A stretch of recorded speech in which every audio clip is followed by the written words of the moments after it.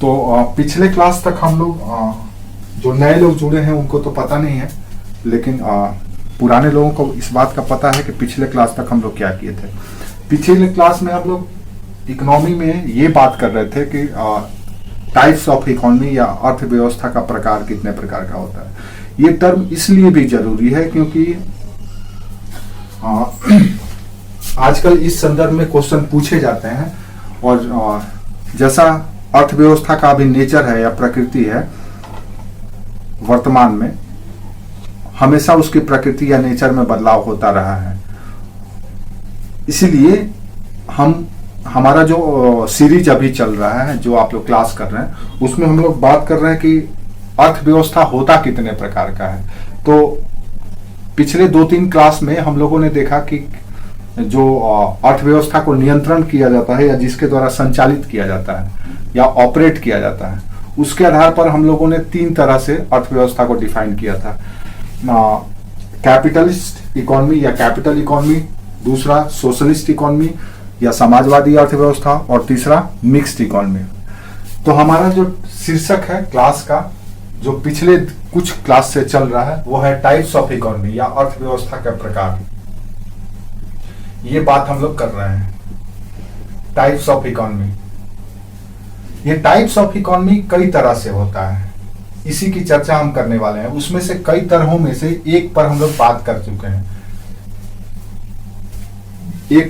चुके हैं, जिसको हम कहते हैं कि अर्थव्यवस्था को कौन संचालित कर रहा है, यानी संचालन के आधार पर, ऑपरेशन या ऑपरेटर के आधार पर अर्थव्यवस्था। पहला है संचालन के आधार पर। तो संचालन के आधार पर अर्थव्यवस्था के 3 हिस्से हमने बांटे थे। कौन कौन सा?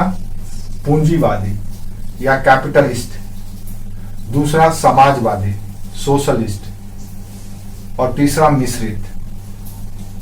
अब आपको याद होगा इन तीनों पर हम लोगों ने सेपरेट क्लास, एक क्लास किया है कि कैपिटलिस्ट इकोनॉमी क्या होता है, उसके फीचर्स क्या होते हैं, कैसे वो काम करता है, कौन उसमें कीमत डिसाइड करता है, कौन प्रोडक्शन का काम करता है, कौन सप्लाई का काम करता है, इसमें कौन प्रोडक्शन करता है, कौन सप्लाई करता है, कौन प्राइस डिटर्मिनेशन या कीमत का निर्धारण करता है, इसमें कौन वो सारा काम करता है। ये चीज हम लोग पिछले 3-4 क्लासों में देख चुके हैं।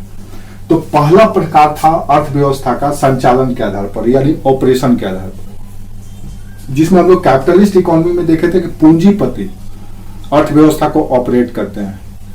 इसका उदाहरण हम देखे थे कि जितने भी डेवलप कंट्री हैं, जैसे यूएसए है, ब्रिटेन है, फ्रांस है, जर्मनी, ये सब कंट्री में पूंजीवादी अर्थव्यवस्था है। वहां पे बड़े बड़े उद्योगपति होते हैं, कैपिटलिस्ट होते हैं, इन्वेस्ट करते हैं, उत्पादन करते हैं, देन अपने अनुसार प्राइस में बेचते हैं।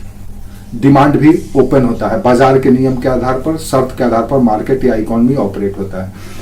समाजवादी इकोनॉमी में देखे थे कि राज्य या सरकार उत्पादन का काम करता है, वही प्राइस डिटर्मिनेशन करता है, कीमत निर्धारण करता है, वही वितरण का भी काम करता है। वितरण के लिए 2 शर्त होता है, योग्यता और आवश्यकता, इसके आधार पर वितरण का कार्य किया जाता है।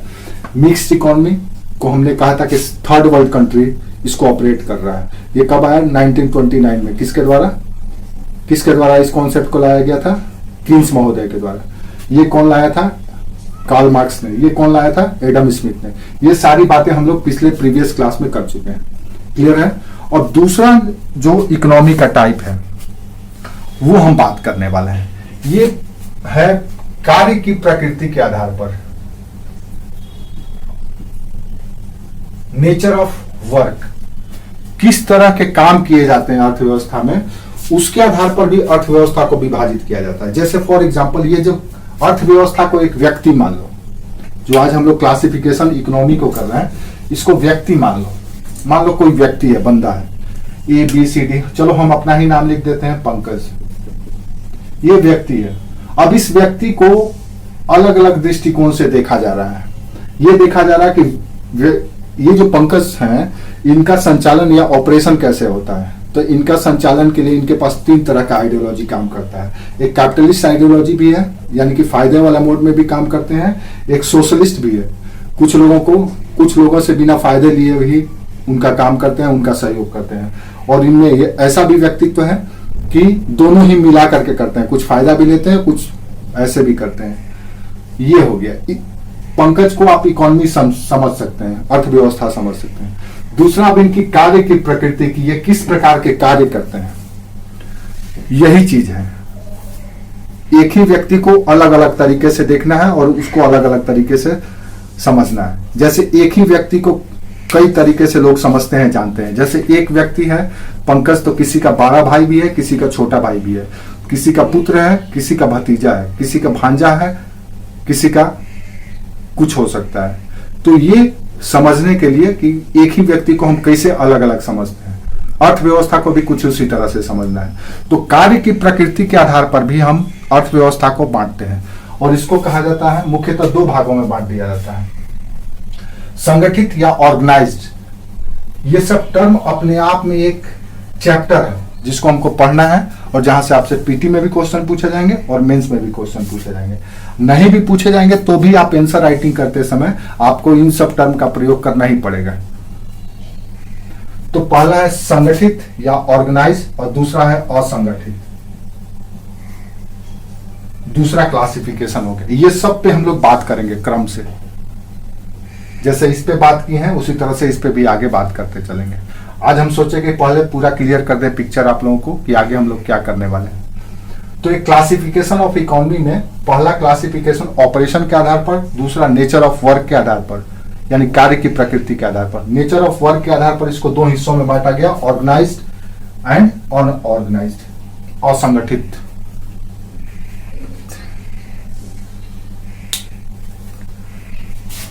और तुम कहां जा रहा है?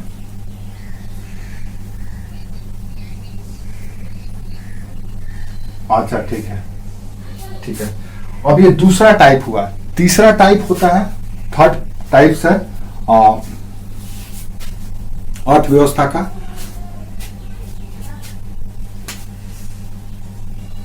अंतरराष्ट्रीय रिलेशन या इंटरनेशनल रिलेशन के आधार पर भी अर्थव्यवस्था को बांटा जाता है, अंतरराष्ट्रीय संबंध के आधार पर।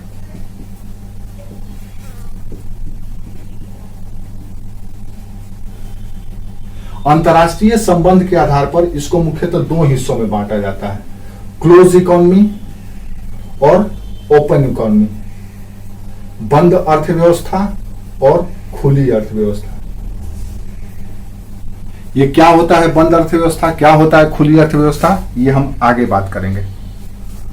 अब जैसे आप पेपर में पढ़ते होंगे कि 1991 में इंडियन इकोनॉमी ओपन इकोनॉमी बन गया, भारत के अर्थव्यवस्था को दूसरे देशों के लिए या वैश्विक अर्थव्यवस्था के लिए खोल दिया गया, यहाँ के बाजार को खोल दिया गया। उससे पहले क्लोज इकोनॉमी था। आप देखेंगे कि गुप्तों के समय में, भारत की इतिहास की अगर बात करें तो गुप्तों के समय में भारत की अर्थव्यवस्था थोड़ा सा डाउनफॉल में चला गया था। क्यों चले गया था? क्योंकि वहां पे इकोनॉमी बंद हो गया था, भारत की अर्थव्यवस्था बंद हो गई थी, बाह्य देशों के साथ इंपोर्ट एक्सपोर्ट रिलेशन सब क्लोज हो गया था, तो उसको कहा गया बंद अर्थव्यवस्था। ठीक है। अब इसी चीज के लिए हम लोग WTO बनाए हैं कि सारे जितने भी दुनिया की अर्थव्यवस्थाएं हैं सब एक दूसरे को खोल दे और खोल करके एक नियम के तहत एक अम्ब्रेला के अंडर में आकर के सारे काम करें। तो इसके बारे में हम लोग आगे बात करेंगे। तो तीन प्रकार हुआ, एक ऑपरेशन के आधार पर, नेचर ऑफ वर्क के आधार पर और तीसरा इंटरनेशनल रिलेशन के आधार पर, अंतरराष्ट्रीय संबंध के आधार पर। नेक्स्ट क्लासिफिकेशन चौथा, उसके बाद हम एक एक करके बात करेंगे। चौथा प्रकार है विकास के आधार पर। कोई भी इकोनॉमी का ग्रोथ और डेवलपमेंट कैसा है, इसके आधार पर भी उसको क्लासिफाई किया जाता है। तो चौथा है on the basis of development, विकास के आधार पर। विकास के आधार पर इसको तीन हिस्सों में मुख्यतः बांट दिया जाता है। कौन कौन सा? एक है विकसित, डेवलप, विकसित अर्थव्यवस्था। दूसरा है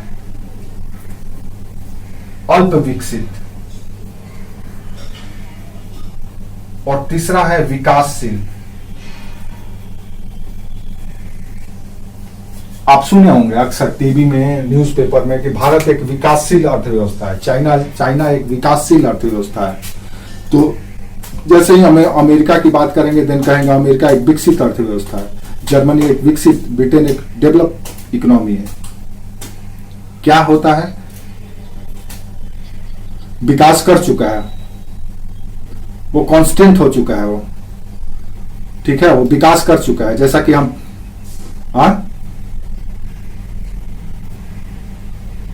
विकासशील, जो विकास कर रहा है तेज गति से, ठीक है, वो विकास के पथ की ओर अग्रसर है, जिसका ग्रोथ इससे ज्यादा है।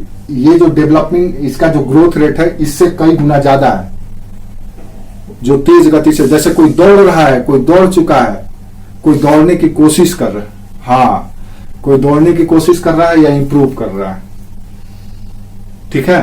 तो ये विकसित, ये अर्न कर चुका है, वो एक मुकाम पर पहुंच चुका है। हम लोग बात करेंगे आगे, सब एक एक चीज को बताएंगे, एक एक चीज को समझ लेना है इकोनॉमी में। इकोनॉमी, ज्योग्राफी, ये सब पूरी तरह से टेक्निकल पेपर होता है, इसको आप समझ लेंगे तो आसानी से हो जाएगा, साइंस की तरह होता है। तो विकसित क्या है, अल्प विकसित क्या है, विकासशील क्या है, हम लोग बात करेंगे, इसकी बारीकियों को हम लोग देखेंगे। तो विकास के आधार पर ऐसे क्लासिफाई किया जाता है। इसी तरह से क्षेत्र के आधार पर भी किया जाता है। क्षेत्र कहने का मतलब है कि इकोनॉमी में कौन कौन से प्रैक्टिसेस होते हैं, किस किस तरह के कार्य होता है। तो कार्य क्षेत्र के आधार पर, कार्य क्षेत्र के आधार पर ये बड़ी महत्वपूर्ण है। हालांकि सब महत्वपूर्ण है, सब के सब टर्म आपको पेपर में, मैगजीन में सुनने को मिलेगा, लेकिन आप पढ़ के निकल जाते हैं, उसकी बारीकियों को समझ नहीं पाते हैं। लेकिन आज से समझिएगा कि हर एक शब्द का अपना मतलब होता है। तो कार्य क्षेत्र के आधार पर भी इसको कई हिस्सों में बांटा गया है। दरअसल मूलतः इसको 3 हिस्सों में ही बांटा गया था, लेकिन अब इसको 5 हिस्सों में बांटा गया है। पहला हिस्सा है प्राइमरी सेक्टर, प्राथमिक क्षेत्र, प्राइमरी सेक्टर या प्राथमिक क्षेत्र। अब जैसे ही प्राइमरी सेक्टर कहेंगे कि प्राइमरी सेक्टर में ग्रोथ कम है, डेवलपमेंट नहीं हो रहा है, चेंज नहीं हो रहा है, इकोनॉमी में इसका पार्टिसिपेशन या हिस्सेदारी या शेयर कम है, तो प्राइमरी सेक्टर का मतलब समझ लीजिए कि हम अर्थव्यवस्था के किस कार्य की बात कर रहे हैं। दूसरा है द्वितीयक क्षेत्रक, सेकेंडरी सेक्टर। तीसरा है तृतीयक क्षेत्रक। चौथा है चतुर्थक, हिंदी में क्वार्टर, इंग्लिश में क्वार्टरनरी। और पांचवा है फिफ्थ, पांचवा सेक्टर। पहले मुख्यतः आज से 10-20 साल पहले तक ये 3 ही मुख्यतः सेक्टर होते थे अर्थव्यवस्था का, प्राइमरी, सेकेंडरी और टर्शियरी। लेकिन अब रिसेंट में ये दो भी जुड़ गए हैं। जब से ग्लोबलाइजेशन आया है, जब से न्यू इन्वेंशन शुरू हुआ है, टेक्नोलॉजी आया है नए नए, तब से 2 और जुड़ गए। ठीक है,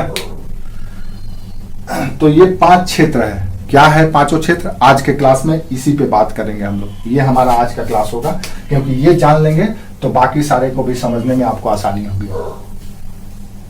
तो पहला, दूसरा, तीसरा, चौथा और पांचवा, ये 5 क्षेत्र है, यानी कि कार्य क्षेत्र के आधार पर अभी अर्थव्यवस्था को बांटा गया है। अब एक और नया चीज आ गया है अर्थव्यवस्था में। अर्थव्यवस्था में जो नए नए चेंज आ रहा है, इसलिए अर्थव्यवस्था में कुछ नए टाइप्स भी जुड़ गए हैं। तो न्यू वर्जन या न्यू टाइप्स या नए प्रकार कौन कौन से हैं, ये यूपीएससी में इस बार भी पूछा गया है क्वेश्चन। नए प्रकार कौन कौन से हैं? उसमें सबसे पहला है इंडिगो इकोनॉमी। आप कह सकते हैं इंडिगो। इंडिगो को हिंदी में क्या कहते हैं? इंडिगो कलर होता है ना, इंडिगो के हिंदी में क्या कहते हैं? ठीक है, उसको देख लेना हिंदी में क्या कहते हैं। Indigo economy. नेक्स्ट है ब्लू इकोनॉमी, नीली अर्थव्यवस्था। इंडिगो इकोनॉमी, ब्लू इकोनॉमी, इसी तरह से ग्रीन इकोनॉमी, गिग इकोनॉमी, ये सब टाइप्स है अलग अलग नाम से। कुछ कैरेक्टर है, सब अर्थव्यवस्था के कुछ कैरेक्टर है और उस कैरेक्टर के आधार पर उसको नाम दिया गया है। तीसरा प्रकार है गिग इकोनॉमी। चौथा है ग्रीन इकोनॉमी, इधर लिखते हैं green economy. Indigo, blue, gig, green, फिर है डिजिटल इकोनॉमी, डिजिटल, और एक है सर्कुलर इकोनॉमी, सर्कुलर इकोनॉमी।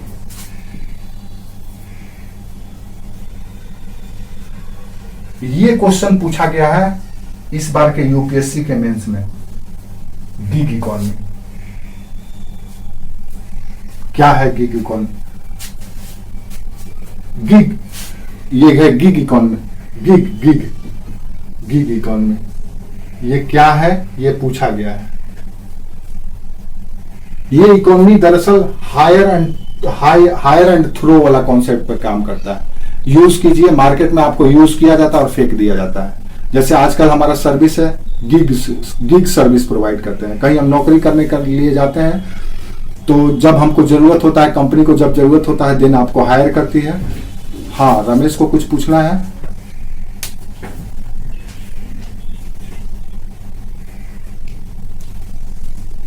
क्या बता दें? हाँ, 5 कार्य क्षेत्र है, 5 कार्य क्षेत्र के आधार पर है, प्राइमरी, सेकेंडरी, टर्सरी, क्वार्टरनरी और फिफ्थ सेक्टर। तो ये 5 सेक्टर, ये नया कॉन्सेप्ट है। ग्रीन इकोनॉमी, ब्लू इकोनॉमी, इंडिको। ये ब्लू इकोनॉमी क्या है? नीली अर्थव्यवस्था इसको कहा जाता है। इसका वीडियो भी आपको यूट्यूब पे मेरा मिल जाएगा, अच्छे से हम दिए हुए हैं। तो हाँ, लेकिन हम लोग क्लास में फिर कर लेंगे। तो blue economy, Indigo economy, digital economy, green economy, circular economy, ये सब नए नए टाइप्स हैं इकोनॉमी के। हम लोग एक देखे थे, सबसे पहले क्या देखे थे कि पार्टिसिपेशन के आधार पर कैपिटल इकोनॉमी, सोशलिस्ट इकोनॉमी और मिक्स्ड इकोनॉमी। अब उसी तरह से कई प्रकार से अर्थव्यवस्था को डिस्क्राइब किया जाता है। जैसा कि पंकज को कई तरीके से कई तरह के लोग कई तरह से समझते हैं। जैसे जैन धर्म में ज्ञान को कई तरीके से 7 प्रकार से डिफाइन किया गया, जिसको सयादवाद कहा जाता है। तो इसी तरह से अर्थव्यवस्था को भी कई तरीके से समझा जाता है, और कई तरीके से समझा जाता है, देन इसीलिए उसको कई प्रकार में क्लासिफाई कर दिया जाता है। तो ये हुआ टाइप्स ऑफ इकोनॉमी। क्लियर है? ये सारे के सारे टर्म अपने आप में क्वेश्चन है, पीटी के लिए भी, मेंस के लिए भी, नेट के लिए भी, टीजीटी, पीजीटी के लिए, सब एग्जाम में काम आएगा आपको। और ये समझ करके रखिए, आपसे पूछा जाए, जैसे छोटे लेवल का एग्जाम देंगे तो पूछा जाएगा कि ब्लू इकोनॉमी क्या है, तो ब्लू इकोनॉमी में कौन कौन शामिल है, उसके कंटेंट ऑप्शन में रहेंगे, आपको पता होगा, देन आप उसका आंसर टिक कर सकते हैं। मेंस के एग्जाम में यूपीएससी, पीसीएस का एग्जाम देने जाएंगे, देन इस पर पूछ देगा कि ब्लू इकोनॉमी क्या है और भारत की इस अर्थव्यवस्था में क्या संभावना है और भारत इसमें क्या कर रहा है। ये सवाल आपसे मेंस में पूछे जा सकते हैं। 150 वर्ड्स, 200 वर्ड्स में लिखिए। तो ये सब के सब आपके लिए महत्वपूर्ण है, जिसको आपको जानना चाहिए। क्लियर है? हाँ, अब हम लोग जो क्लास आज हम लोग शुरू करने वाले हैं, वो क्लास शुरू होने वाला है आपका सेक्टर से, कि क्षेत्र के आधार पर या कार्य के आधार पर इकोनॉमी को कितने हिस्सों में बांटा गया है। तो कार्य क्षेत्र के आधार पर हमने इकोनॉमी को 5 हिस्सों में बांट दिया है। पहले 3 ही हिस्से था। पहला है प्राइमरी सेक्टर। अब हमारा टॉपिक शुरू हो रहा है कार्य क्षेत्र के आधार पर। हमने 5 हिस्सों में बांटा। पहला है प्राथमिक क्षेत्र, प्राइमरी सेक्टर। अब प्राइमरी सेक्टर किसको कहते हैं? कुछ आइडिया है आपको? इकोनॉमिक्स के इसमें कुछ स्टूडेंट हैं, कोई बता सकता है प्राइमरी सेक्टर किसको कहते हैं?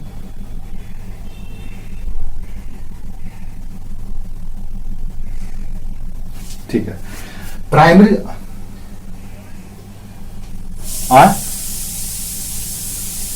नहीं, ठीक है। प्राइमरी सेक्टर अर्थ लिखते भी चलना है। प्राइमरी सेक्टर अर्थव्यवस्था के उन सारी अर्थव्यवस्था के उन सारी आर्थिक गतिविधियों को शामिल किया जाता है जो प्रकृति पर निर्भर है।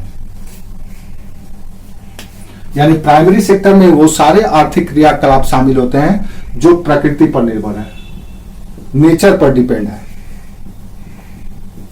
अब कल्पना करो, कौन सी ऐसी क्रियाविधि है जो प्रकृति पर निर्भर है, जिस पर आपका कोई वश नहीं चलता है? तो वो सारे के सारे इसमें क्या होगा, तो सबसे पहले नेचुरल रिसोर्सेस, प्राकृतिक संसाधन, जितने भी प्राकृतिक संसाधन हैं वो सब के सब प्राइमरी सेक्टर में आएंगे।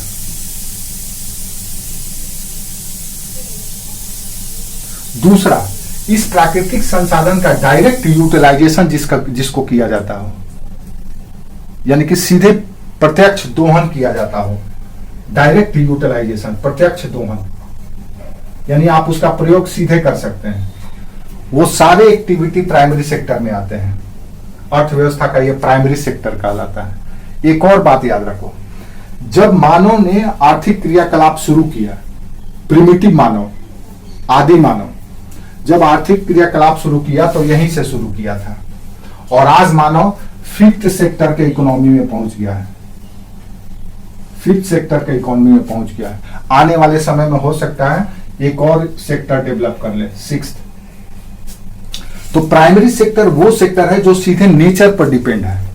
तो इसमें क्या क्या होगा, इसमें होगा कृषि,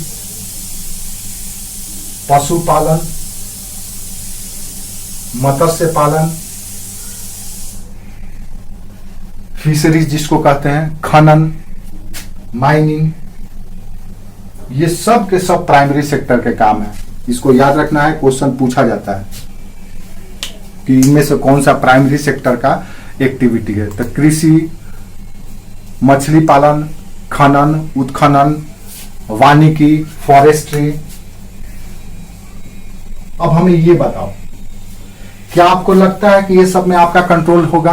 पता चला मछली आपने पाला, सपोज आपने मछली पाला, पता चला कि किसी ना किसी तरह से कोई डिस्टरबेंस हुआ, मछली मर गया, खत्म हो गया। और मछली तभी पालन होगा जब प्रकृति के द्वारा जो जल दिया गया, वाटर, वो होगा तब। कृषि कब होगा? जब भूमि होगा, और भूमि अगर अच्छा होगा, फर्टाइल होगा, उर्वरकता उसमें अच्छी होगी, तभी उसमें कृषि कर्म होगा। और अगर आपने फसल रोपा है और प्रकृति का कोप भाजक बन गया, उसके गुस्से का शिकार हो गया, तो हो सकता है बाढ़ आ जाए, सूखा आ जाए, कुछ भी हो सकता है। तो ये सब के सब प्रकृति पर डिपेंड है, सीधे हम लोग प्रकृति से हासिल करते हैं। वानिकी, फॉरेस्ट्री, जंगल का जितना भी उत्पाद है, फल फूल या जो कुछ भी आप लेते हैं, ये सब के सब प्राइमरी सेक्टर में आता है। ये आप याद रखिए, रट लीजिएगा, ये क्वेश्चन पूछे जाते हैं। और हमने बोला कि जब मानव ने आर्थिक क्रियाकलाप शुरू किया तो प्राइमरी सेक्टर से ही शुरू किया, कृषि करना शुरू किया, पशु पालना शुरू किया, मछली पाला, कुक्कुट पाला, और पता नहीं क्या क्या आजकल पालने लगा है, जिसको हम लोग कहते हैं एनिमल हस्बेंड्री। ये सब के सब एक्टिविटी प्राइमरी सेक्टर में शामिल है, और ये अपने आप में प्रश्न है। और इसी से सेकेंडरी सेक्टर क्रिएट हुआ है, इसी से टर्शियरी सेक्टर, इसी से क्वार्टरनरी, इसी से फिफ्थ सेक्टर क्रिएट हुआ है। यानी कि अर्थव्यवस्था का जो बुनियाद है ये प्राइमरी सेक्टर ही है। अगर ये कमजोर हो गया दिन पूरा इकोनॉमी कोलैप्स कर जाएगा। आज कल्पना करो कि आज अगर सूखा पड़ जाए, बाढ़ आ जाए, फसल का उत्पादन ना हो, तो क्या लगता है आपको? ये जो बड़ी बड़ी भवन है, जो बड़ी बड़ी उद्योग है, जो बड़े बड़े पॉलिटिशियन है, जो बड़े बड़े संस्था चल रही है, बैंक, इंश्योरेंस, ट्रांसपोर्ट, वो सब के सब ठप हो जाएगा। अगर खनन का काम ना हो, तेल ना निकाला जाए, लोहा ना निकाला जाए, और सारे मिनरल्स और माइंस ना निकाला जाए, तो पता चलेगा कि सब के सब ठप हो जाएगा। सब कुछ इसी से हासिल होता है, प्राइमरी सेक्टर से। इसीलिए बहुत ही सेंसिटिव सेक्टर होता है, और सारे के सारे इकोनॉमी के जितने भी अन्य सेक्टर हैं ये इसी पर निर्भर होते हैं। इसलिए सबसे बुनियादी क्षेत्र है और सबसे निर्णायक क्षेत्र है प्राइमरी सेक्टर। क्लियर है? तो क्षेत्र के आधार पर पहला सेक्टर है प्राइमरी। अब अगर आपसे कहे कि अर्थव्यवस्था का प्राइमरी सेक्टर में ग्रोथ बहुत कम है, तो समझ लीजिएगा कि इनकी बात की जा रही है। जैसे देखेंगे हम लोग कि कोई इकोनॉमी जितना ज्यादा डेवलप होता चला जाएगा, प्राइमरी सेक्टर का योगदान उसमें कम होते चला जाता है, और अन्य सेक्टर का योगदान उसका ज्यादा होते चले जाता है। इसका मतलब यह है कि प्राइमरी सेक्टर जबरदस्त डेवलप कर चुका है, क्योंकि ये सारे के सारे प्राइमरी सेक्टर पर ही डिपेंड है। कल्पना करो, हमने उद्योग लगाया है, इंडस्ट्री बैठाया है किसी चीज के लिए। अब इंडस्ट्री में कोई भी काम करेंगे तो उसके लिए रॉ मटेरियल, कच्चा माल कहां से आएगा? प्राइमरी सेक्टर से आएगा। यहीं से ना आएगा। आपको प्लास्टिक का कोई खिलौना बनाना है, या टीवी बनाना है, या मोबाइल बनाना है, या मोटर वाहन कोई भी बनाना है, तो उसमें जितने भी सामान लगेंगे वो कहां से आएगा? सब के सब प्राइमरी सेक्टर से आएगा। आएगा कि नहीं आएगा? आपने एक बहुत बड़े प्लांट, बहुत बड़ा कपड़ा का प्लांट खोला, बड़े बड़े मशीन लगाए उसमें, तो मशीन बनाने के लिए भी लोहा कहां से आएगा? इसी से आएगा, खनन करके। मशीन में आप कपड़ा बनाएंगे तो कपड़ा बनाने के लिए सूत या कपास कहां से आएगा? तो पता चलेगा प्राइमरी सेक्टर से। सब कुछ प्राइमरी, यानी सब कुछ प्राइमरी सेक्टर पर ही निर्भर है। यही रॉ मटेरियल देता है, यही कच्चा माल देता है, और इसके जो कुछ ऐसे उत्पाद है जो सीधे प्रयोग भी किए जाते हैं, जो खेत से निकालिए और सीधे यूज कर लीजिए। तो इसमें दोनों ही तरह का प्रयोग होता है, यानी कि डायरेक्ट यूज भी कर सकते हैं, सीधे दोहन भी कर सकते हैं, और इसका मैन्युफैक्चरिंग का काम भी कर सकते हैं, उसको प्रोसेस करके उसका रूप भी बदल सकते हैं। वो हो जाएगा सेकेंडरी सेक्टर। तो primary sector is the more sensitive area of the economy. अर्थव्यवस्था का बहुत ही संवेदनशील क्षेत्र होता है, और इसमें किसी भी तरह का कोई अव्यवस्था और स्थिरता पूरी अर्थव्यवस्था के लिए घातक हो सकता है। इसलिए सरकारें कभी भी किसान के साथ पंगा नहीं लेती है, इनके साथ पंगा नहीं लेना पसंद करती हैं, क्योंकि अगर किसान अनाज उत्पादन बंद कर देगा, देन आप घर में एसी में बैठे रहिए, चाहे स्पेस में चले जाइए, भूखे मर जाइएगा। तो सबसे संवेदनशील क्षेत्र होता है प्राइमरी सेक्टर। क्लियर है क्या है प्राइमरी सेक्टर, कौन है? बाकी इसका हम लोग आगे जब इकोनॉमिक डेवलपमेंट पढ़ेंगे तो देखेंगे कि अर्थव्यवस्था में कितना % इसका योगदान है। वो डाटा भी आपके लिए इंपॉर्टेंट है, वो भी पूछा जाता है। दूसरा है सेकेंडरी सेक्टर, द्वितीयक क्षेत्र।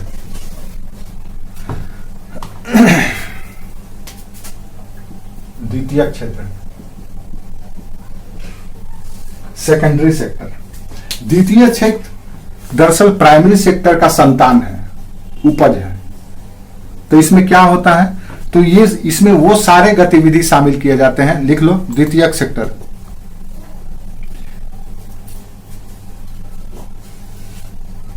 यह वह क्षेत्र है जो प्राकृतिक संसाधनों का प्रयोग करके या प्राथमिक वस्तुओं का स्वरूप बदल करके उसमें मूल्य वर्धन या वैल्यू एडिट करता है। यह वो क्षेत्र है जो प्राकृतिक संसाधनों का प्रयोग करके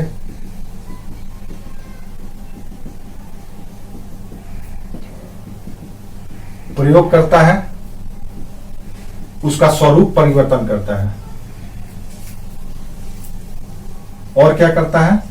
उसमें वैल्यू ऐड करता है, कीमत जोड़ता है, मूल्य जोड़ता है। ये 3 काम करता है। प्राकृतिक संसाधनों का प्रयोग करता है, उसका नेचर चेंज कर देता है, और उसके बाद इसका वैल्यू ऐड कर देता है। ये 3 काम करता है। उस क्षेत्र को कहा जाता है सेकेंडरी सेक्टर। ये हो गया सेकेंडरी सेक्टर, द्वितीय क्षेत्र। अब इसमें क्या क्या होगा कल्पना करो और बताओ क्या क्या हो सकता है। कोई बता सकता है क्या क्या होगा?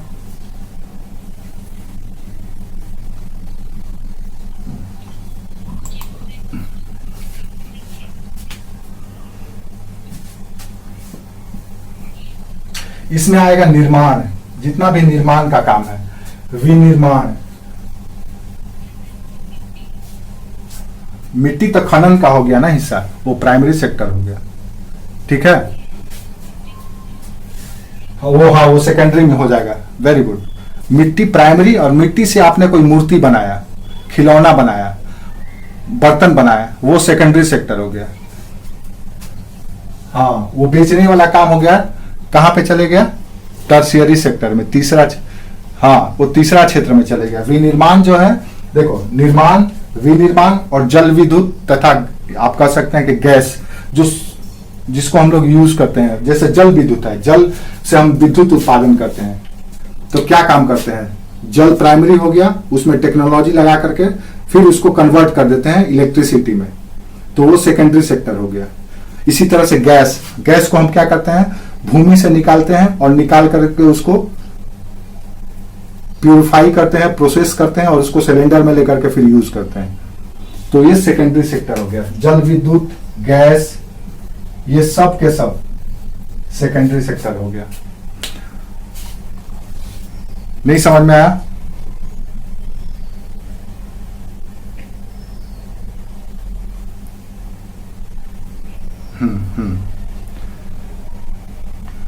अब निर्माण का काम हुआ, मान लो सड़क बनाना है, पुल बनाना है, भवन बनाना है, वो सब कहाँ आएगा? सब के सब सेकेंडरी, क्योंकि उसमें किस चीज का प्रयोग किया जाएगा? प्राइमरी सेक्टर की चीजों को, मिट्टी को, सीमेंट को। अब सीमेंट किस सेक्टर में आएगा? सेकेंडरी सेक्टर में, क्योंकि उसको तैयार किया गया इंडस्ट्री में। ईंट क्या आएगा? ईंट आएगा सेकेंडरी सेक्टर में। लेकिन मिट्टी कहाँ पे? ईंट का मिट्टी कहाँ पे आएगा? प्राइमरी सेक्टर में, क्योंकि उसका स्वरूप बदल दिया गया, मिट्टी का स्वरूप बदल दिया गया, ईंट के रूप में बना दिया गया। ठीक है? तो जितने भी निर्माण, विनिर्माण, मान लो उद्योग में आपको खिलौना बनाना है, आप लोहा बना रहे हैं, सपोज फैक्ट्री में लोहा बना रहे हैं, लोहा तैयार कर रहे हैं, वो कहाँ आएगा? विनिर्माण में। आप कहीं खिलौना बना रहे हैं, कहाँ आएगा? विनिर्माण में। आप कंप्यूटर बना रहे हैं, कहाँ आएगा? विनिर्माण में। समझ में आया? कोई भी चीज आप विनिर्मित कर रहे हैं, मैन्युफैक्चरिंग का काम कर रहे हैं, वो सब के सब कहाँ आ जाएगा? विनिर्माण में।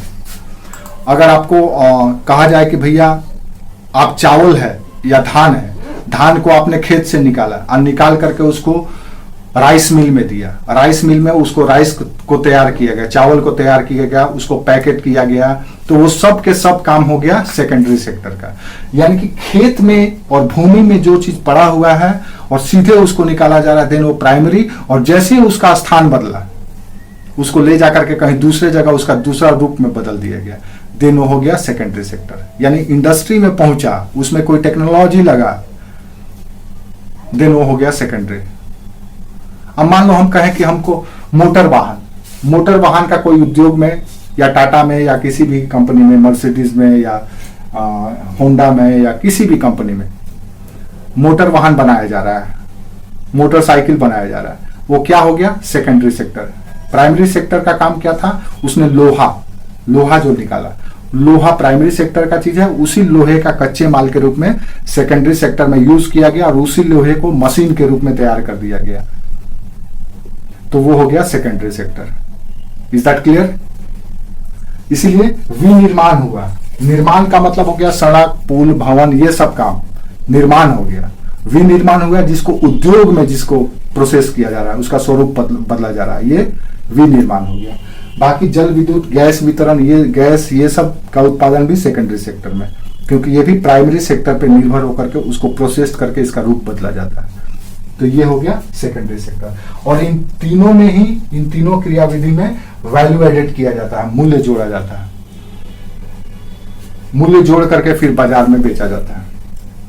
अब जैसे ही बाजार में जाएगा, देन वो हो जाएगा टर्शियरी सेक्टर। नेक्स्ट, ये समझ में आ गया? एकदम स्पष्ट रखना, कंफ्यूजन मत रखना। और ये सब के सब अपने आप में प्रश्न है, पूछे जाते हैं। आपसे ऑप्शन दे देगा कि मान लो एक उद्योग में किसी वस्तु का निर्माण हो रहा है, उसको अर्थव्यवस्था के किस क्षेत्र में शामिल किया जाता है? तो द्वितीयक क्षेत्र में। ठीक है?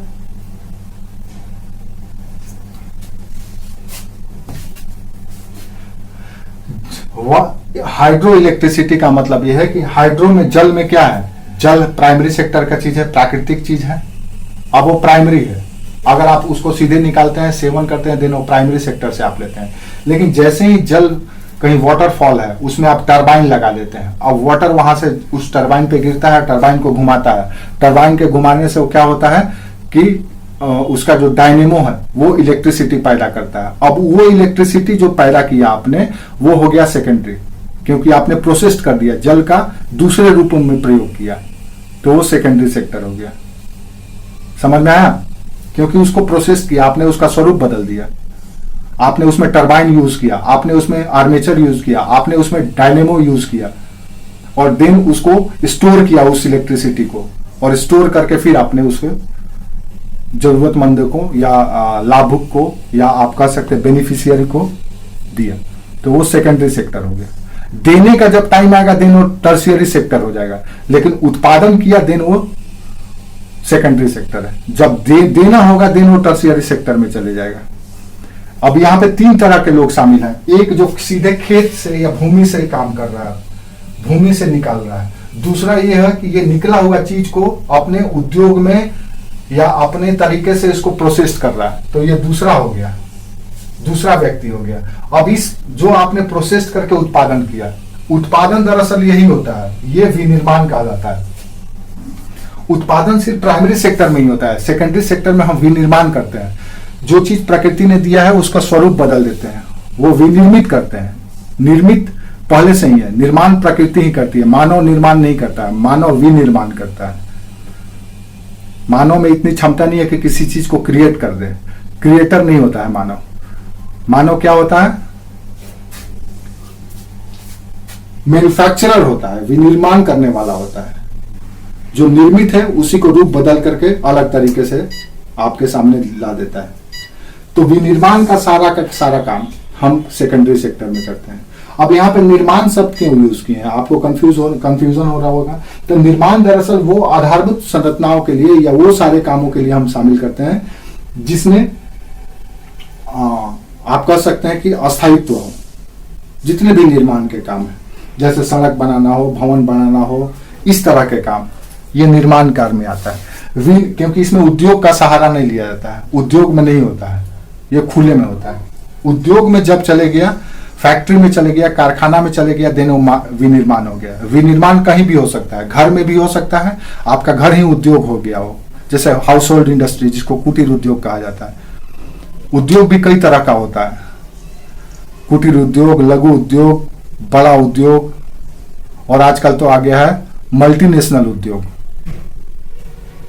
जो एक देश के सीमा से परे जाकर के कई देशों में काम करता है, उत्पादन का काम करता है, जिसको हम लोग एमएनसी कहते हैं, मल्टीनेशनल कंपनी। तो ये विनिर्माण का काम और ये तीनों के तीनों सेकेंडरी सेक्टर में आता है। अब टर्शियरी या तृतीय क्षेत्र क्या है?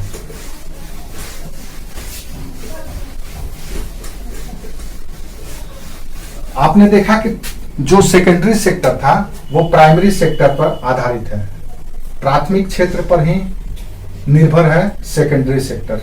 प्राथमिक क्षेत्र अगर ना दे, यहां से सप्लाई ना हो, देन सेकेंडरी सेक्टर डेड हो जाएगा, द्वितीय क्षेत्र डेड हो जाएगा ना। यानी कि एक तरह से देखा जाए कि आप कितने भी सुंदर हैं, ये आपका पैर की तरह है, ये अगर धरातल पे रहेगा तभी आप खड़े रहेंगे, जिस दिन ये कट गया दिन आप गिर जाएंगे। आप कह सकते हैं कि अर्थव्यवस्था की आत्मा होती है, सोल है, अगर ये डेड हो गया देन आप मर जाएंगे। इसी से ये क्रिएट होता है सेकेंडरी सेक्टर। अब तीसरा है टर्शियरी सेक्टर, तृतीय क्षेत्र। अब तृतीय क्षेत्र क्या है वो भी लिख लो, टर्शियरी सेक्टर वो क्षेत्र जिसमें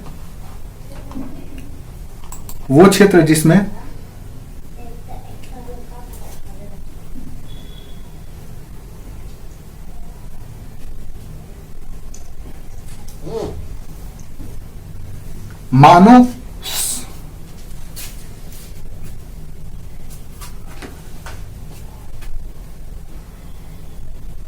तृतीय क्षेत्र वो क्षेत्र है जिसमें मानव की श्रम शक्ति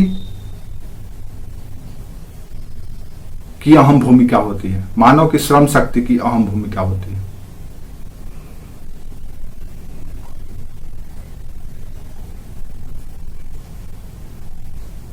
जिसके अंतर्गत उत्पादित और वितरित वस्तुओं को, जिसके अंतर्गत उत्पादित एवं विनिर्मित वस्तुओं को उपभोक्ताओं तक पहुंचाया जाता है। और अर्थव्यवस्था के तृतीय क्षेत्र में क्या होता है, तृतीय क्षेत्र की परिभाषा क्या है? तो एक तो सबसे पहले तो मानव श्रम की अहम भूमिका होती है, दूसरा उत्पादित और विनिर्मित वस्तुओं को लोगों तक पहुंचाया जाता है, और तीसरा आर्थिक क्रियाकलापों को सुगम्य बनाने के लिए, सरल बनाने के लिए जितनी भी सहयोगी गतिविधियां की जाती हैं वो सब के सब टर्शियरी सेक्टर में शामिल है, तृतीय क्षेत्र में शामिल है। जैसे मान लो कौन कौन सा तृतीय क्षेत्र में अगर हम बात करें तो कौन कौन आएगा? आप समझ लो इसमें होटल है, व्यापार है, लिखते चलो, होटल, व्यापार, परिवहन, संचार, बैंकिंग, बीमा, भंडारण,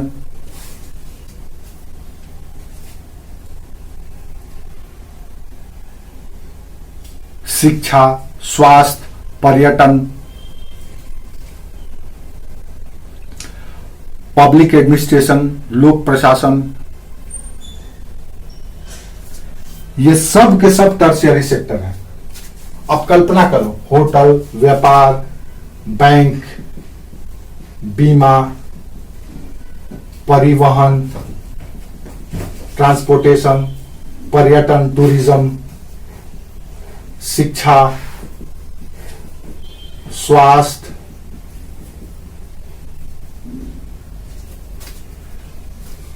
रक्षा, प्रतिरक्षा, लोक प्रशासन, ये सब के सब टर्शियरी सेक्टर है। और ये सब याद रखना है, ये सब अपने आप में क्वेश्चन है। स्टोरेज करना, भंडारण, ये सब अर्थव्यवस्था के टर्शियरी सेक्टर है। अब मुझे बताओ, इसमें से कोई ऐसा काम है जो प्राइमरी और सेकेंडरी के बगैर हो सकता है? पता चलेगा कि नहीं। ये सब के सब इन्हीं दोनों पर निर्भर है। इसीलिए इस सेक्टर को परजीवी भी कहा जाता है कि ये परजीवी सेक्टर है। ये सेक्टर, ये दोनों सेक्टर जितना ज्यादा ग्रोथ करेगा उससे मल्टीपल ग्रोथ इसका होता है। यानी उत्पादन और विनिर्माण जितना ज्यादा होगा, सेवा उतना ही ज्यादा विकसित होगा। अब कल्पना करो, हमें ऐसे एक उदाहरण से समझ लो। आप किसान हैं, आप सभी लोग ग्रामीण पृष्ठभूमि के हैं, इसलिए इस चीज को आसानी से समझेंगे। मान लो आप किसान हैं, आप किसान हैं तो आपकी फसल अच्छी हुई। जैसे ही आपकी फसल अच्छी होगी, देन आप क्या करेंगे, अपना कंज्यूम करके, अपने लिए रख करके, एक वर्ष का खर्च रख करके बाकी सब आप दे देंगे व्यापारी को। वो जाएगा, उसको प्रोसेस करेगा या जैसे भी करेगा, पैकेजिंग करेगा और उसको मार्केट में बेचेगा। अब सोचो, ये दोनों चीज अगर हो रहा है अच्छे तरीके से, जैसे ही प्राइमरी सेक्टर में आपको अधिक आय हुआ, देन आप तुरंत अपने पैसे को बैंक में जमा करेंगे, अपना लाइफ इंश्योरेंस कराएंगे, कहीं घूमने चले जाएंगे। अगर सोचे हैं कि बाद में बेचेंगे, देन उसको भंडारण करेंगे। अपने से बेचने का मन हुआ, देन व्यापार करेंगे। कहीं घूमने गए, कहीं ये करना हुआ, सेवा लेना हुआ तो होटल में चले गए। आने जाने के लिए ट्रांसपोर्टेशन का प्रयोग करेंगे। अब आपको बच्चा भी पढ़ाना है तो बच्चा को भी पढ़ाएंगे। तबीयत खराब है, नहीं भी है तो भी रूटीन चेकअप करा करके अपना स्वास्थ्य की देखभाल करेंगे। अपनी संपत्ति की रक्षा करने के लिए रक्षा की व्यवस्था होना चाहिए। इसी तरह से आपको प्रॉपर सर्विस मिलता रहे, उसके लिए लोक प्रशासन की ओर देखेंगे।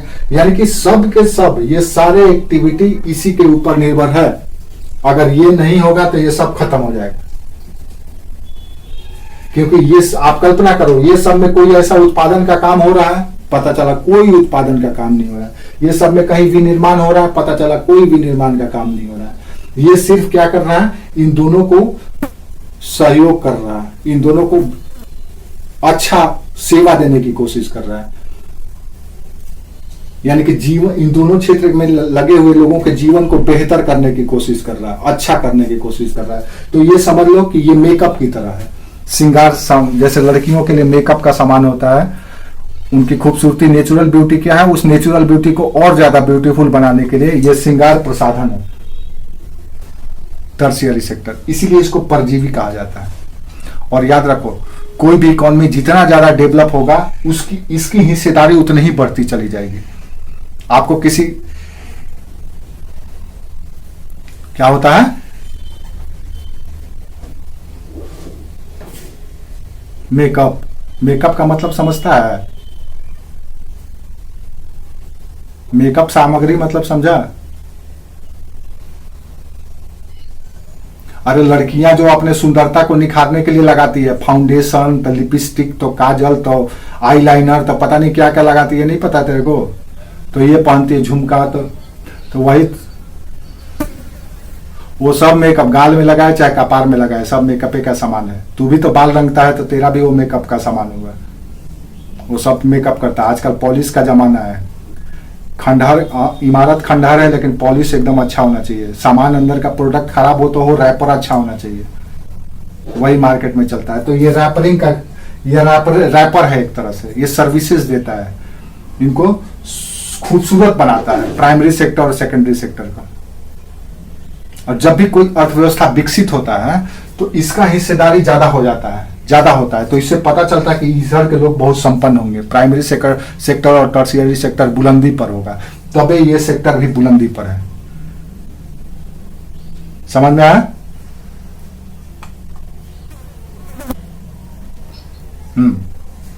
तो ये हुआ तृतीय क्षेत्र। अब ये 3 कोर क्षेत्र है जिसको आप और हम सभी लोग आज तक से जानते आए हैं। अब जो चौथा क्षेत्र है वो बड़ी लाजवाब है, ये नया सेक्टर है, क्वाटरनरी सेक्टर। ये 3 सेक्टर के बारे में रट करके रखिएगा। ये सब के सब जो पॉइंट हम बताए हैं, ये सब के सब रट करके रखिएगा। अपने आप में सवाल है। और बाकी जैसे ही हम लोग इकोनॉमी को डीप में पढ़ना शुरू करेंगे, आगे बढ़ेंगे, हम टर्म यूज करेंगे कि प्राइमरी सेक्टर में ऐसे हो रहा था या ऐसे हुआ, प्राइमरी सेक्टर क्राइसिस में, प्राइमरी सेक्टर में सुधार की जरूरत है। तो आप समझ लीजिएगा कि हम क्या बात करने वाले हैं। अब वहां पे हम नहीं कहने जाएंगे कि कृषि, वानिकी, मत्स्य पालन और खनन, ये सब हम बार बार नहीं यूज करेंगे। अब हम सिर्फ प्राइमरी सेक्टर कहेंगे तो आपके मन में आ जाना चाहिए कि कौन कौन सी चीजों के बारे में सर बात कर रहे हैं। जैसे हम कहेंगे टर्शियरी सेक्टर, तो इसका मतलब समझ लीजिए कि वो सारे सर्विस प्रोवाइडर सेक्टर, बैंक, बीमा, hotel, storage, defence, public administration, सब के सब, टूरिज्म, सब हो गया टर्शियरी सेक्टर, ट्रेड। ठीक है। चौथा सेक्टर जो है चतुर्थक, जिसको क्वाटरनरी सेक्टर कहा जाता है, ये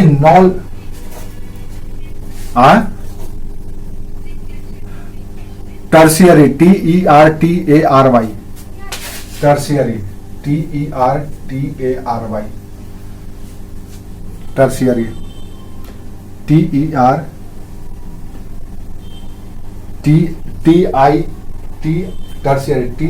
TERTIARY, टर्शियरी सेक्टर ऐसे लिखा जाता है। तृतीय क्षेत्र SECTOR सेक्टर। ठीक है। अब चौथा सेक्टर है क्वाटरनरी सेक्टर, चतुर्थक क्षेत्र। चतुर्थक क्षेत्र दरअसल ये नया सेक्टर है, ये नॉलेज बेस्ड सेक्टर है, जिसमें ज्ञान का व्यापार किया जाता है, नॉलेज का खरीद बिक्री किया जाता है। तो इसीलिए इसको नॉलेज बेस्ड सेक्टर या ज्ञान पर आधारित क्षेत्र कहा जाता है। आज ये सबसे ज्यादा पैसा जिसको हासिल होता है वो प्राइमरी सेक्टर को नहीं होता है, बल्कि 4th और 5th सेक्टर को हासिल होता है, जो कि परजीवी। अब देखिएगा सबसे ज्यादा कीमत किसको मिलता है, तो नॉलेज बेस्ड और उसके बाद वाला सेक्टर जो 5th सेक्टर है। तो चौथा जो सेक्टर है अर्थव्यवस्था का, वो ज्ञान पर आधारित क्षेत्र है, नॉलेज पर आधारित क्षेत्र। अब इसमें क्या क्या शामिल हो सकता है?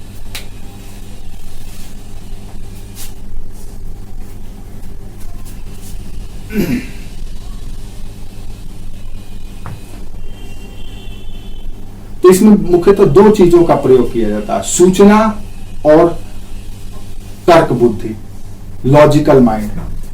ये मुख्यतः 2 क्षेत्र इसमें शामिल होता है, इंफॉर्मेशन, सूचना, और दूसरा लॉजिकल माइंड, इसका खरीद बिक्री करना तृतीय क्षेत्र में शामिल है। इंफॉर्मेशन यानी सूचना, और दूसरा है तर्क बुद्धि या लॉजिकल माइंड। इस चीज को हम लोग क्वाटरनरी सेक्टर कहते हैं। अब इसमें क्या क्या शामिल हो सकता है? तो सॉफ्टवेयर डेवलपमेंट,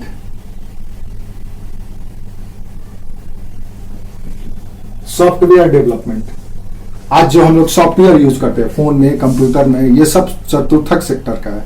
इसी तरह से मान लो कॉल सेंटर है, कॉल सेंटर, इसी तरह से बीपीओ है, केपीओ है। ये सब क्या है, ये सब अलग अलग से हम लोग बात करेंगे, ये सब बताएंगे। ये सब अपने आप में एक टॉपिक ही है और अपने आप में एक क्वेश्चन है। ये सब के सब इकोनॉमी को प्रभावित करता है। तो बीपीओ, केपीओ, एमपीओ, आरपीओ ये सब लिख लो, बाद में हम इसका फुल फॉर्म भी बताएंगे। एमपीओ, आरपीओ क्या होता है, कैसे काम करता है, ये सब हम लोग आगे बात करेंगे। LPO data processing, LPO data processing,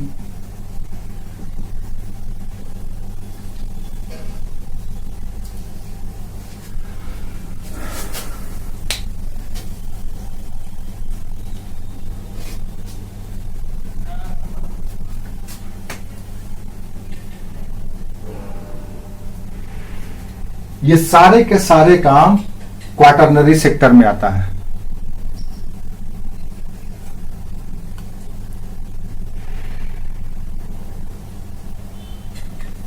ठीक है, लिख सकते हैं ऐसा क्षेत्र जो ज्ञान एवं सूचना पर आधारित है। इसे इंफॉर्मेशन बेस्ड इकोनॉमी भी कहा जाता है, सूचना पर आधारित अर्थव्यवस्था भी कहा जाता है। चतुर्थक क्षेत्र को इंफॉर्मेशन बेस्ड इकोनॉमी।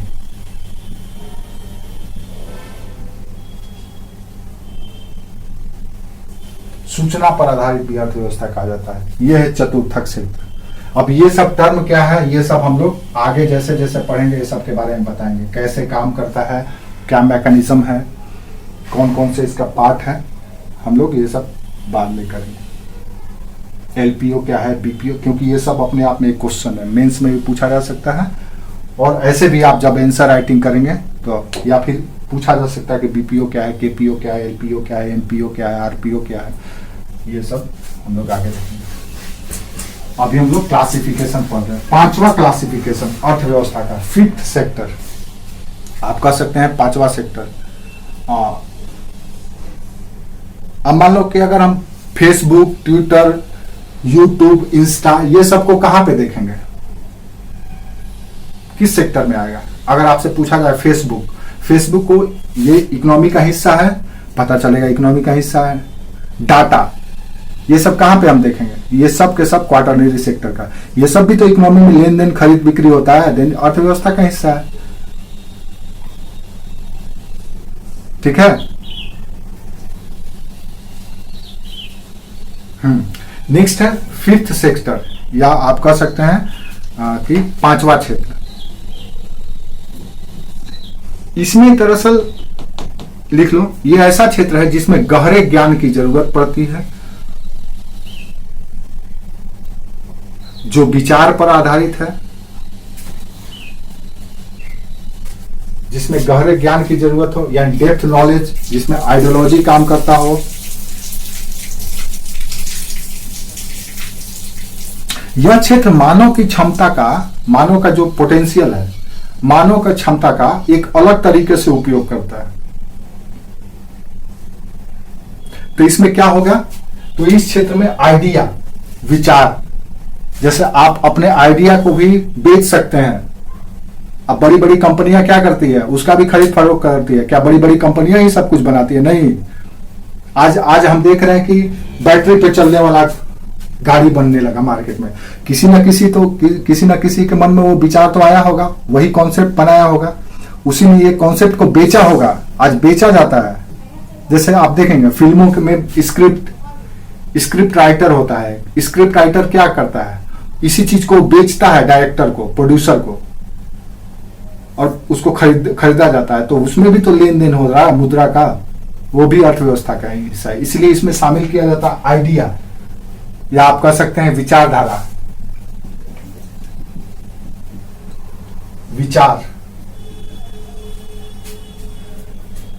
हाँ, डिग्री बेचना नहीं, डिग्री बेचना नहीं, वो शिक्षा का हिस्सा हो गया, वो शिक्षा का हिस्सा, वो टर्शियरी सेक्टर है, सर्विस सेक्टर। हाँ, नेक्स्ट है क्रिएटिविटी, सृजनशीलता।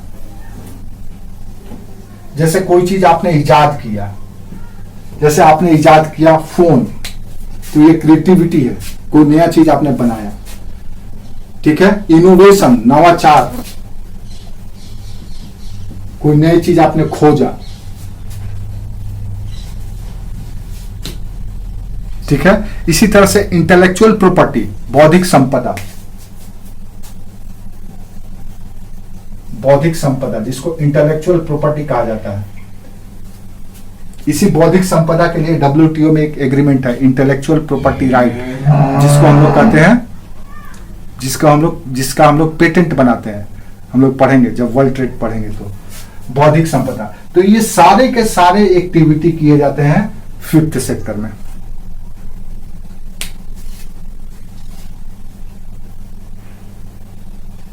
ठीक है, अब जैसे इसका एग्जाम्पल ले लो, आज जो ई कॉमर्स चल रहा है, इलेक्ट्रॉनिक कॉमर्स, ई कॉमर्स, सब कुछ खरीद बिक्री किया जा रहा है फोन के थ्रू, इंटरनेट के थ्रू। ये भी तो आइडिया आया होगा किसी ने, आज वो बिजनेस के रूप में है, व्यापार के रूप में है, वहां से खरीद बिक्री किया जाता था। ई कॉमर्स है, पी कॉमर्स है, इसी तरह से ई गवर्नेंस है,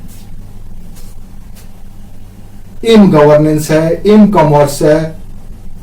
ये सब के सब जो एक नए विचारधारा को लेकर के अर्थव्यवस्था में लेन देन खरीद फरोख्त किया जा रहा है, ये सब के सब 5th सेक्टर में आ गया। ये सब के सब इनोवेशन है, क्रिएटिविटी है, आइडिया है और इंटेलेक्चुअल प्रॉपर्टी है, और उसकी खरीद बिक्री की जा रही है। तो वो सब के सब हो गया 5th सेक्टर में। लिख सकते हैं एग्जाम्पल में e commerce, e governance, m governance, m commerce, p governance, ये सारे के सारे हिस्से हैं 5th सेक्टर के। तो इस तरह से हुआ sector wise, sector division of economy. और ये सब के सब हम लोग आगे अब पढ़ते चलेंगे क्या होता है, कैसे काम करता है।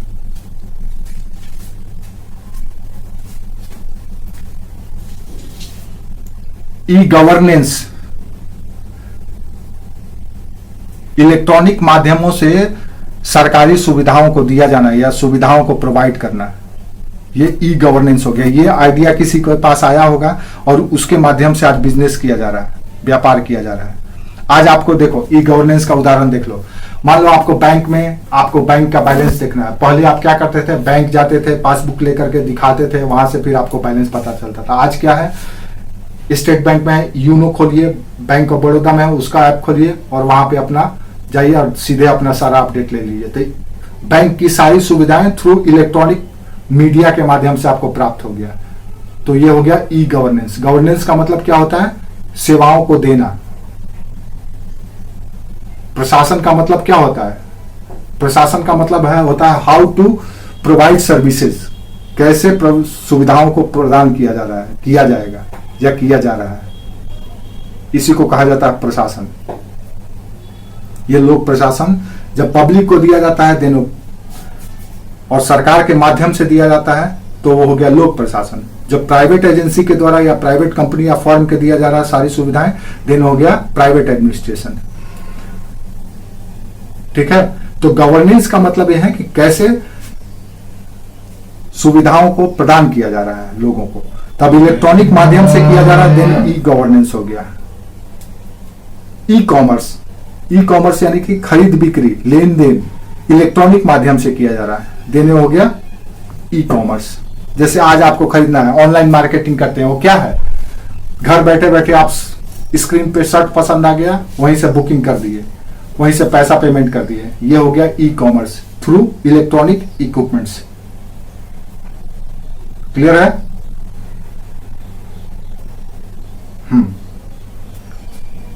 तो ये हुआ क्लासिफिकेशन ऑफ इकोनॉमी। आज के लिए इतना ही, इतना याद कर लेंगे आप लोग तो बहुत है।